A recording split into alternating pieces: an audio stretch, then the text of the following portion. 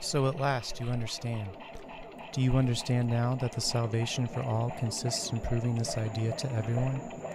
Who will prove it? I can't understand how an atheist could know that there is no God and not kill himself on the spot. To recognize that there is no God and not to recognize at the same instant that one is God oneself is an absurdity. Else one would certainly kill oneself. If you recognize it, you are sovereign, and then you won't kill yourself, but will live in the greatest glory. But one, the first, must kill himself, so I must certainly kill myself to begin and prove it. Now I am only a God against my will, and I am unhappy, because I am bound to assert my will. All are unhappy because all are afraid to express their will. Man has hitherto been so unhappy and so poor because he has been afraid to assert his will in the highest point, and has shown his self-will only in the little things, like a schoolboy. I am awfully unhappy, for I am awfully afraid. Terror is the curse of man, but I will assert my will. I am bound to believe that I don't believe. I will begin and will make an end of it, and open the door, and will save. That's the only thing that will save mankind and will recreate the next generation physically. For with his present physical nature, man can't get on without his former God, I believe. For 3 years I've been seeking for the attribute of my Godhead, and I've found it. The attribute of my Godhead is self-will. That's all I can do to prove in the highest point my independence and my new terrible freedom. For it is very terrible. I am killing myself to prove my independence and my new terrible freedom.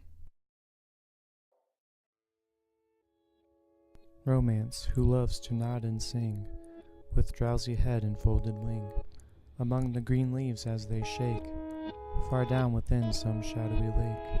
To me a painted paroquet hath been a most familiar bird, taught me my alphabet to say, to lisp my very earliest word.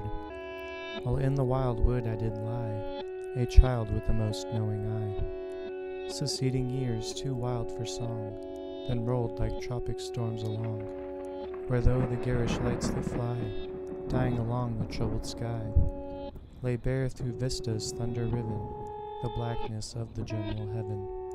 That very blackness yet doth fling light on the lightning's silver wing.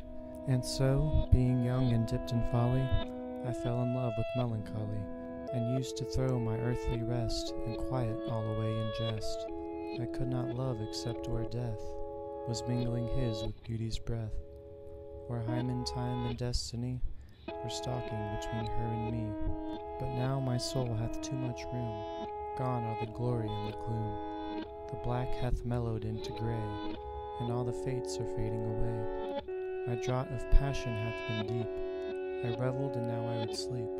And after drunkenness of soul succeeds the glories of the bowl, an idle longing night and day to dream my very life away. But dreams of those who dream as I, aspiringly are damned and die. And should I swear I mean alone, by notes so very shrilly blown, to break upon time's monotone, while yet my vapid joy and grief are tentless of the yellow leaf, why not an imp the greybeard hath will shake his shadow in my path, and even the greybeard will overlook connivingly my dreaming book.